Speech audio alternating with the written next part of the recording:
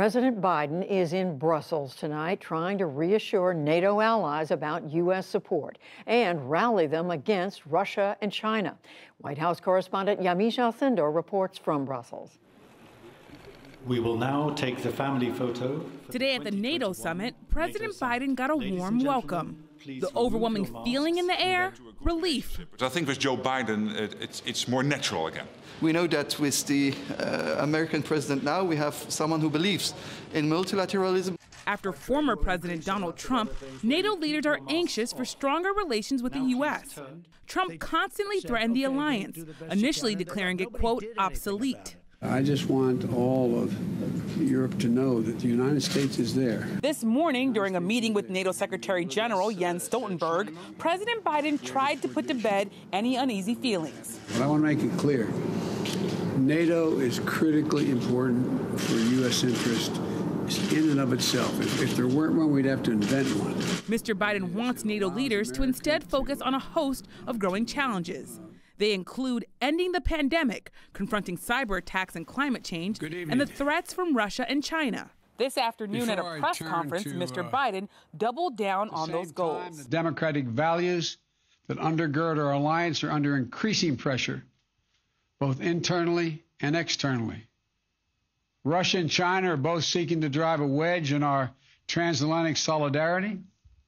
We're seeing an increase in malicious cyber activity. But our alliance is a strong foundation on which our collective security and our shared prosperity can continue to be built. The president also reaffirmed America's full support for NATO's Mutual Defense Clause, known as Article 5. It says an attack on one member nation is an attack on all. The U.S. commitment to Article 5 of the NATO treaty is rock solid and unshakable. It's a sacred commitment. Early on, former President Trump constantly criticized Article 5, saying America was paying too much for other countries' defense.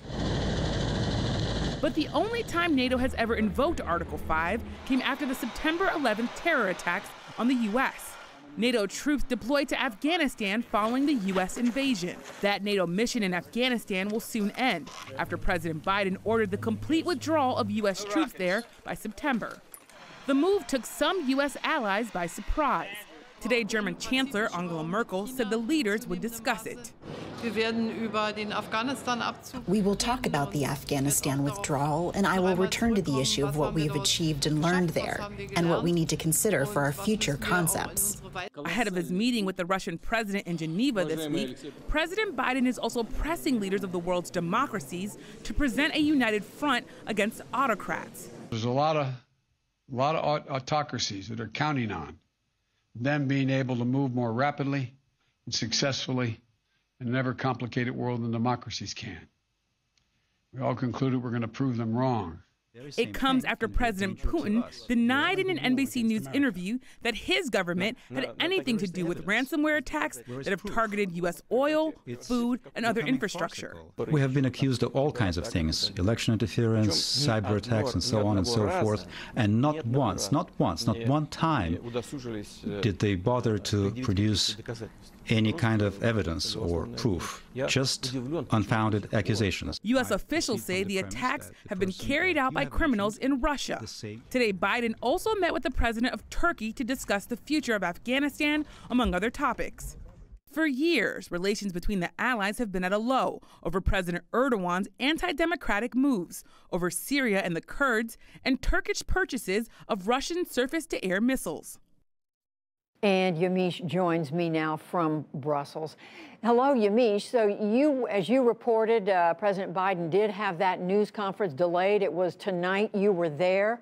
Tell us what the main takeaways were.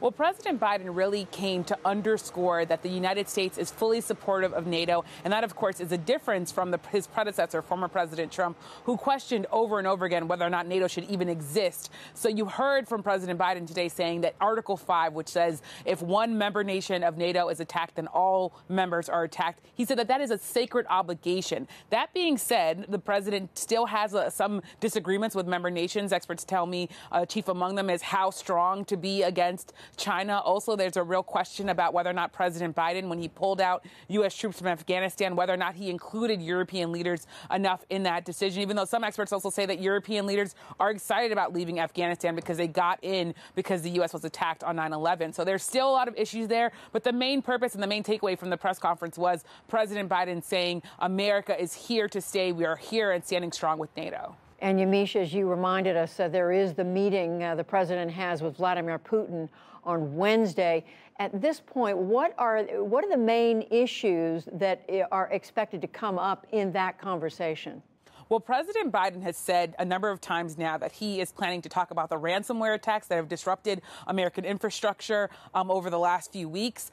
He also has talked about the fact that he's going to push the Russian president on human rights issues. There's also a lot of talk today at NATO among some member nations, including Angela Merkel of Germany, that there really needs to be a discussion about disinformation campaigns and Russia meddling in elections. So there's a lot on the agenda. That said, President Biden has also said that he's going to give us more details about how he's going to measure his success after this meeting. So there's a real question about what are the details? What do people want to see, especially American citizens who have had their lives at times disrupted from Russian attacks? It sounds like at least criminals living in Russia. But the president's being a bit coy about that. But he is saying that he's going to take a firm stance against Russia. That has been something that he's consistently said. And I should also note that President Biden said today that every member that he's met with, every European leader that he's met with, has expressed support about meeting with Russia during this time period, because there's been a lot of questions about whether or not the meeting with Russia was too premature. And as you and I were just discussing, Yamiche, the president saying Vladimir Putin has an opportunity to change impressions if he chooses to do that. That's right, Judy. The President Biden has said this is an opportunity for the U.S. and Russia to at least try to work out something that they can work out together, try to find some sort of common ground. That being said, experts that I talked to say Russia has really just been a bad actor on the international scene. But President Biden is saying he's going to just verify before he even gets to trying to trust. So this is President Biden also doubling down on the idea that he does not trust the Russian president. In the White House, and White House aides have said over and over again that this meeting is happening because of the differences between the U.S. and Russia, not in spite of them.